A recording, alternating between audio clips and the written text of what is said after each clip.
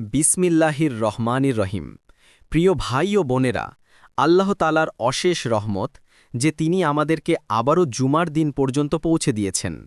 হজরত মোহাম্মদ সাল্লাল্লাহু আলাইহি ওয়াসাল্লাম বলেছেন, জুমার দিন হল সপ্তাহের সেরা দিন। এই দিনে আল্লাহ তাআলা হজরত আদম আলাইহি ওয়াসাল্লামকে সৃষ্টি করেছেন। এই দিনেই তাকে জান্নাতে প্রবেশ করিয়েছেন। আবার এই দিনেই পৃথিবীতে পাঠানো হয়েছে। এমনকি কিয়ামত হবে জুমার দিনেই। জুমার দিনের ফজিলত এত বেশি যে হাদিসে এসেছে, যে ব্যক্তি গোসল করে, পরিচ্ছন্ন পোশাক পরে, সুগন্ধি ব্যবহার করে, মসজিদের দিকে আগে আগে যায়, নীরব থেকে মনোযোগ দিয়ে খুতবা শোনে এবং ইমামের সঙ্গে জামাতে নামাজ আদায় করে, তার এক জুমা থেকে আরেক জুমা পর্যন্ত সকল ছোট ছোট গুনাহ ক্ষমা করে দেওয়া হয়।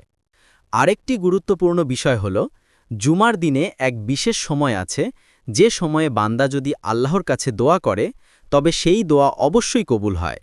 এজন্য জুমার দিনে বেশি বেশি দরুদ শরীফ পড়া, ইস্তিগফার করা এবং দোয়া করা অত্যন্ত গুরুত্বপূর্ণ।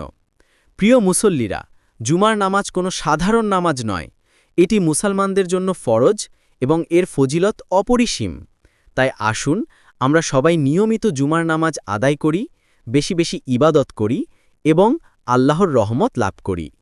আল্লাহ আমাদের জুমার দিনের বরকত দান করুন, গুনাহ মাফ করুন এবং জান্নাতের পথ সহজ করে দিন।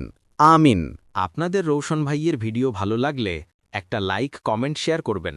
আমার সঙ্গে জুড়ে থাকার জন্য ফলো করে যাবেন।